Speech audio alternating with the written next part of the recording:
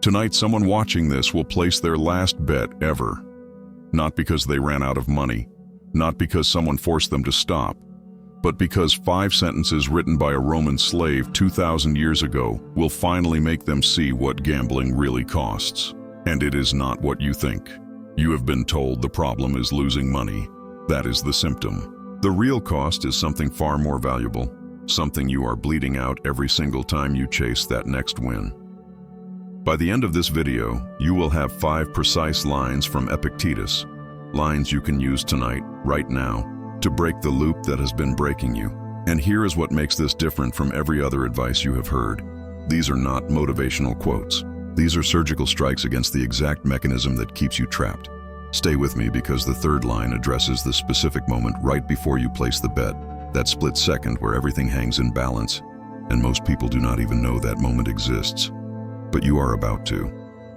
Let me describe something, and you tell me if this sounds familiar. You promise yourself, genuinely promise, that this is the last time. You feel that tightness in your chest, that electric mixture of hope and dread as you place the bet. Then it happens.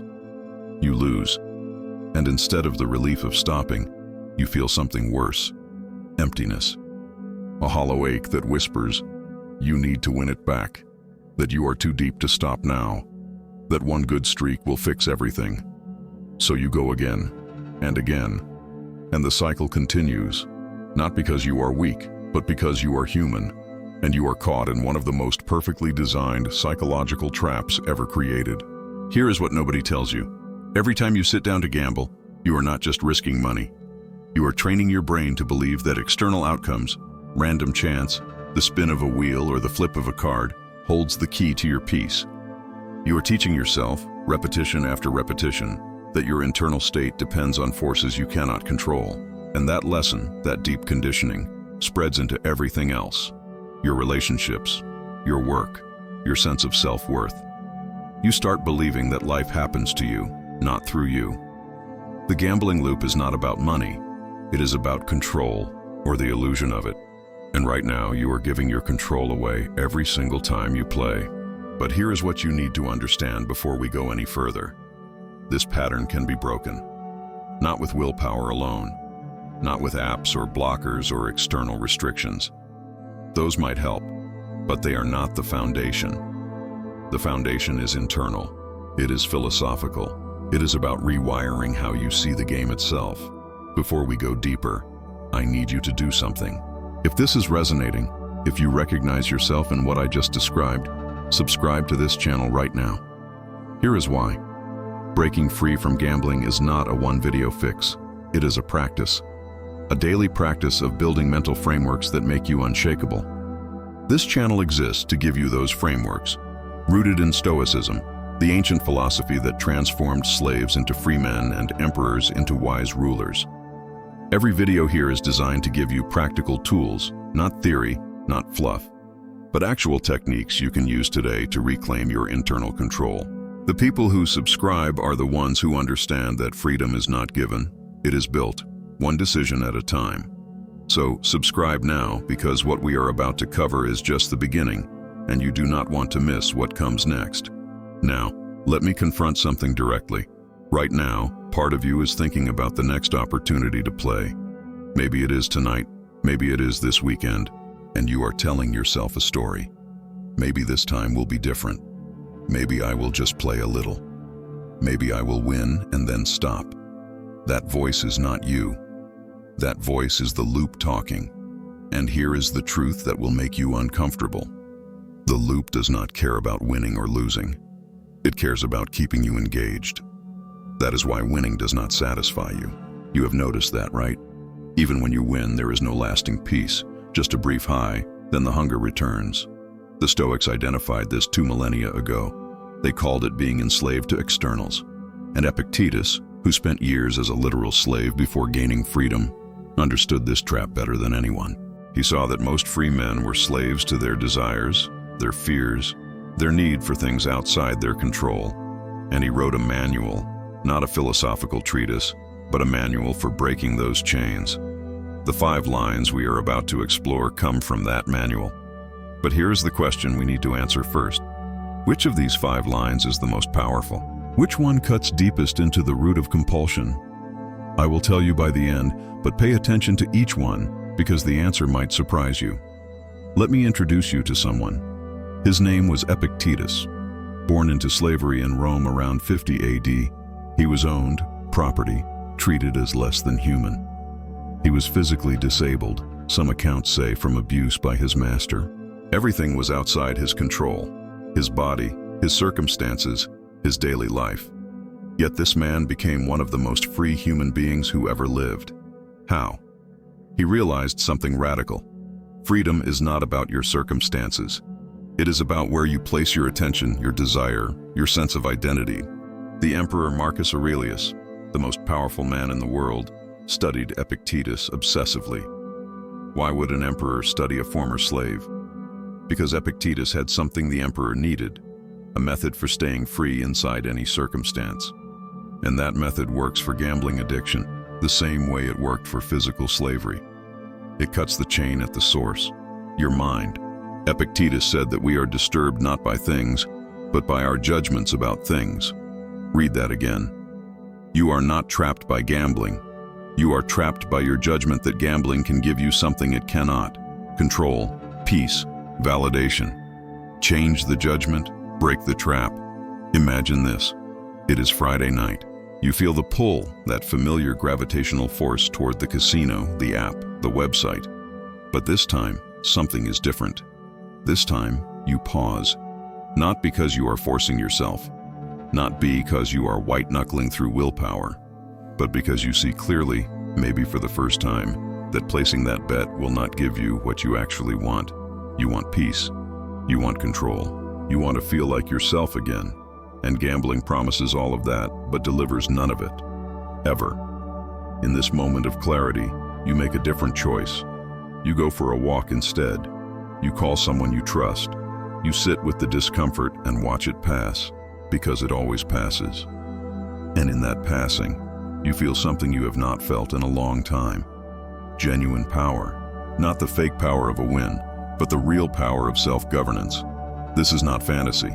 This is the exact transformation the Stoics promise, and it starts with understanding what you actually control. But we are getting ahead of ourselves. First, you need to understand why gambling works the way it does, and why your brain keeps falling for it. The gambling industry has perfected something psychologists call intermittent reinforcement. It is the most powerful behavior conditioning tool ever discovered. Here is how it works. If you reward someone every single time they do something, they will do it, but their motivation is predictable and controllable. If you never reward them, they stop quickly. But if you reward them randomly, unpredictably, sometimes yes, sometimes no, you create an addiction response. Their brain gets flooded with dopamine not just when they win, but in anticipation of possibly winning. The maybe is more powerful than the yes. Slot machines, poker apps, sports betting platforms, they are all engineered around this principle. And here is what makes it diabolical. Your brain cannot tell the difference between games of skill and games of pure chance when they are wrapped in the same intermittent reinforcement schedule. You start believing you have some control, some edge, when you do not. The Stoics saw this. They understood that most suffering comes from desiring things outside our control and believing we can control them through effort or strategy or luck. Epictetus draws a hard line. Some things are up to us, some things are not. Outcomes are never up to us.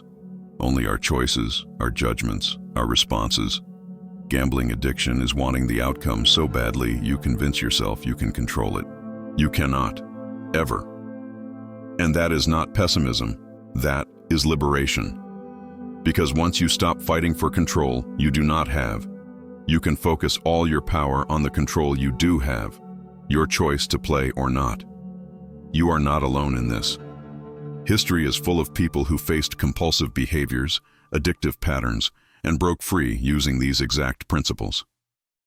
James Stockdale, a U.S. Navy pilot shot down in Vietnam, spent 7 years as a prisoner of war in brutal conditions.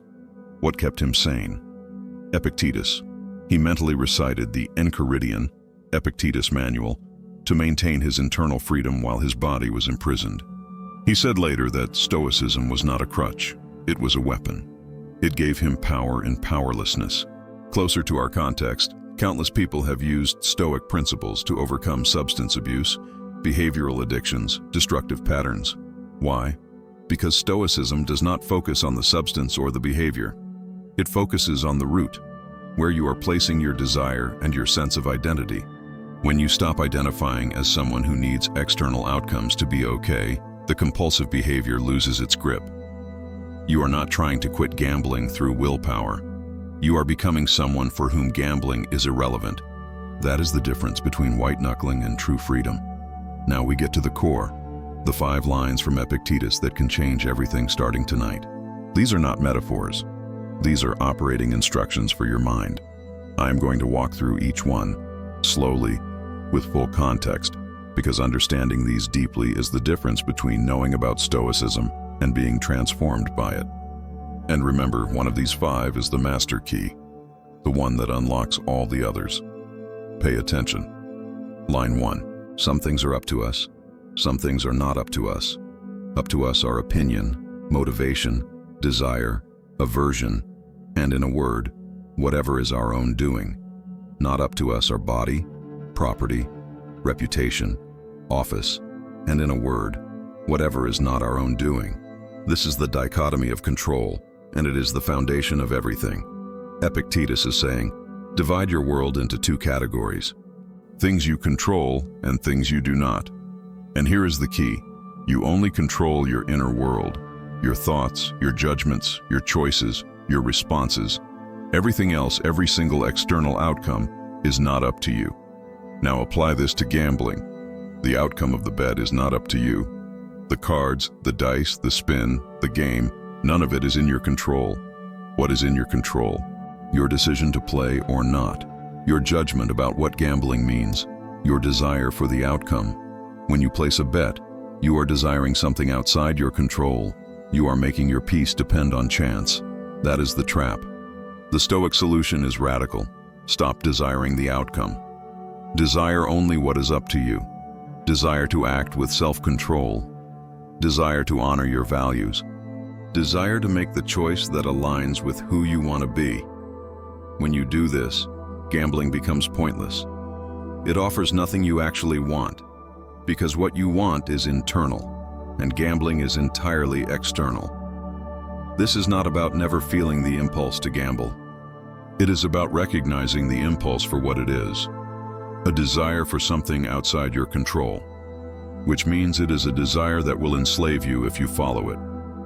Tonight, when the impulse comes, ask yourself, is this outcome up to me? If the answer is no, and it always is, then placing the bet is choosing slavery. Not playing is choosing freedom. It is that simple and that hard. Line 2. If you regard that which is naturally slavish as free, and that which is not your own as your own, you will be hindered, you will mourn, you will be disturbed, you will blame both gods and men. But if you regard only that which is your own as your own, and that which is not your own as not your own, no one will ever compel you, no one will hinder you. You will blame no one. You will find fault with no one. You will do absolutely nothing against your will. You will have no enemy. No one will harm you, for no harm can touch you. This line is about ownership. What do you actually own? You do not own outcomes. You do not own the results of your bets. You do not even own your reputation or your financial situation in any permanent sense. What you own is your will, your faculty of choice. When you treat gambling outcomes as if they are yours to control, you set yourself up for constant disturbance. You will be hindered when you lose. You will mourn when you are down. You will blame the game, the system, yourself, luck, God. You will be in constant turmoil. But when you recognize that outcomes are not yours, that only your choices are yours, something profound happens. You become unhinderable. No one can compel you because you are not chasing what they have. No bad beat can harm you because you never pretended you controlled it. Let me make this concrete. Next time you feel the urge to gamble, recognize that you are treating the potential win as if it is yours. As if you own it. You do not. It is not yours. It never will be, even if you win, because you did not control it. What is yours is your choice in this moment. And that choice, to play or not, is free, completely free. No one can take it from you. When you own what is actually yours and release what is not, you become untouchable. The gambling loop requires you to believe you can own the outcome. The moment you stop believing that, the loop breaks. Line 3. Remember that it is not the man who reviles you or strikes you who insults you, but it is your opinion about these things as being insulting. When therefore anyone provokes you, know that it is your own opinion that has provoked you. This line is about the power of interpretation. You think the problem is the loss, the bad beat, the unlucky streak. But Epictetus is saying, the loss is not the problem. Your judgment about the loss is the problem. The event is neutral. You make it unbearable by judging it as catastrophic, as proof you are a failure, as something that must be corrected immediately by winning it back. Here is where this gets practical. Right before you place a bet, there is a moment, a split second. In that moment, a representation appears in your mind. It might be an image of winning, a fantasy of relief, a story about recovering what you lost. That representation feels compelling, urgent, true, but it is just a representation. It is not reality. It is your mind offering an interpretation. And here is the key. You can reject it. Epictetus teaches that between the representation and your response is a space. In that space lives your freedom. The representation says, you need to play. This time will be different. You can control this. But you can look at that representation and say, this is just a thought. It is not reality. I do not have to follow it. This is not suppression. This is discernment. You are not fighting the urge. You are seeing it clearly for what it is, a story your mind is telling, not a truth you must obey. Practice this tonight. When the impulse comes, pause. Recognize it as a mental representation, nothing more. Say out loud if you need to, this is just my mind offering an interpretation. I do not have to accept it. Then make your choice from that place of clarity. That is freedom. Line 4. If you kiss your child or your wife, say that you are kissing a human being, for when it dies, you will not be disturbed. This line seems harsh at first, but it is about acceptance of reality. Epictetus is not saying do not love. He is saying do not add the judgment that what you love must never change, must always be as you want it, is under your control. Apply this to gambling. You are attached to winning. You are attached to the fantasy of control. You are attached to the feeling that comes from a big score. But all of that is impermanent, outside your control, subject to change. When you cling to it, when you build your identity around it, you guarantee suffering. The Stoic approach is different. Engage with life, including the desire to play, with full awareness that you do not control outcomes. This kills the desperation.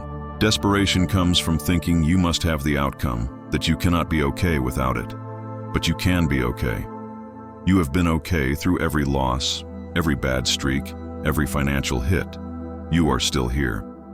When you internalize that your well-being does not depend on gambling outcomes, the compulsion loses its power. Tonight, try this. Sit with the urge to play without acting on it. Notice it, feel it in your body, and remind yourself, I do not need this outcome to be okay. I am okay right now, in this moment, without placing a bet. That is not denial.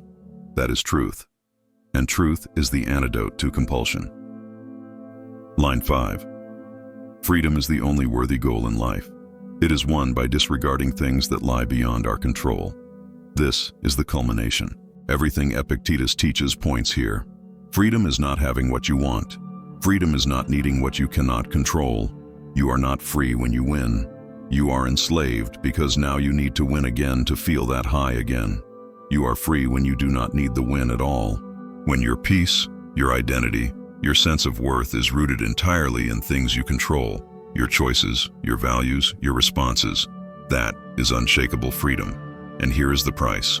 You have to let go of the fantasy that one big win will fix everything. The fantasy that you can master chance. The fantasy that gambling will ever give you what you truly want. You have to look at that fantasy, which has run your life, and say, I release you. I do not need you. I choose freedom instead. And freedom has a price too. The price is discomfort. Sitting with the URG without acting. Feeling the emptiness without filling it with a bet.